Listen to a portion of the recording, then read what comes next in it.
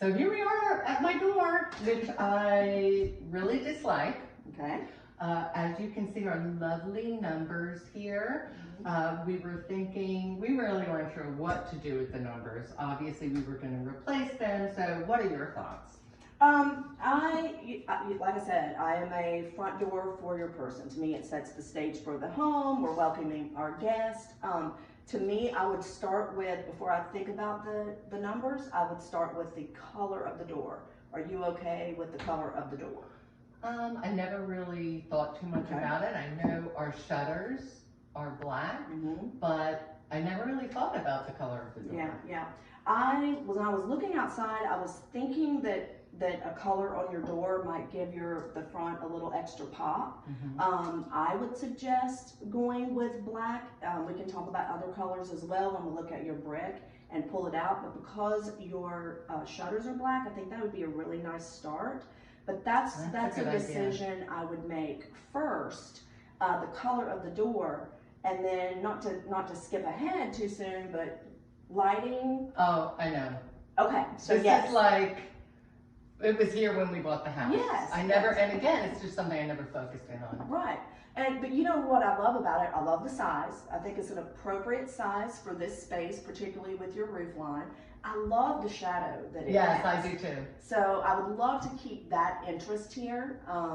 But when so for me, it would be door color, it would be lighting, and then let's tie in the numbers with the lighting. Oh, so okay. if you chose, if you mixed metals are really in right now. So let's have that kind of be our decision as far as these go. Right. Let's let them play nicely together and pop off of each other. So 1, 2, and then third decision here. But I do agree, all those need to be done. Okay. And over here, I do like this table because we do keep this door open because we have, the storm door. Right. And what I like about it is as you're opening the door, there's like an angle to that table. So I sort of like it, but it's not a have to, but. Hey, a table in a foyer, put your keys. I love that you have a mirror here. We might, one of the fun things to do is we shop in your own home. So we might rearrange, repurpose, reuse things. This mirror might find a home somewhere else if we have another solution here. Lamp maybe would be that's fine. Okay. But I love this table. I think this is formal enough to be a foyer table. And like you said, the size works there. So let's reuse what we can. Perfect. Yeah. Now along here, again, these are not have-tos. So we can look into other art here if that's even what you think we would need.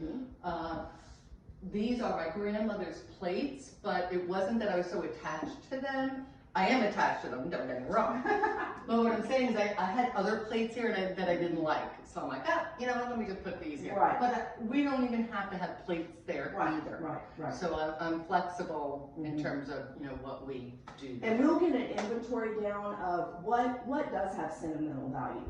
What would you like to display? And maybe not necessarily, like you said, there. To me, we can come in and just so you do feel like it's an uplift, it might be art from somewhere else that we put here. Right. The plates might end up in the kitchen. Right. But reusing them, but finding them a new home gives it a whole new perspective. Okay. What are your thoughts on this? Yes. I would need to find out a little more about the particular pieces. Okay. I try to be very, conscious of things that might mean something to someone. Right. Have a story behind them. Well, I already told you the story about this clock. Yes. But it doesn't have to be here. Right. Again, I would find a prominent space for this. I love that it's lighted. So we'll just play with that. We'll walk around. Sometimes we move things and then we end up moving them back. Right. Because it was better there. So exactly. I would like for this to be a pretty prominent focal like point when we walk in. Focal point. Right. Yeah. So if we have one thing that's super meaningful and two things that aren't, maybe we find a couple more things that are meaningful there as well. Now, we have a plant here. We don't have to have a plant here. It does cover the vent right. that's there. But like I said, I'm not sure what your thoughts are. Right. And we can come back to that. Let's come back to that. When the other things are right. done. I kind of, I'm kind of picturing a little chair or something there. I don't know. Let's see. If we use this table, we already have a table, so I wouldn't probably do a table. But I'm kind of feeling like that might not remain there. Okay. But we can find a home for it. Right, of course, Yeah, of course. So the one thing that my husband and I were really trying to decide, I told you we did have our floors done. Yes, we and had much perfect color. older hardwoods that were almost like a yellowish color. So we did update the floors, so you can see they're a tad bit darker. Now, we didn't have the this part done. I don't even know, like the banister, done the same color, because we were trying to decide, are we going to paint, are we going to stain? So what are your thoughts about the banister? Hot topic right now. Hot topic. One of the first questions I like to ask when I'm doing like a little discovery call are, who are the decision makers?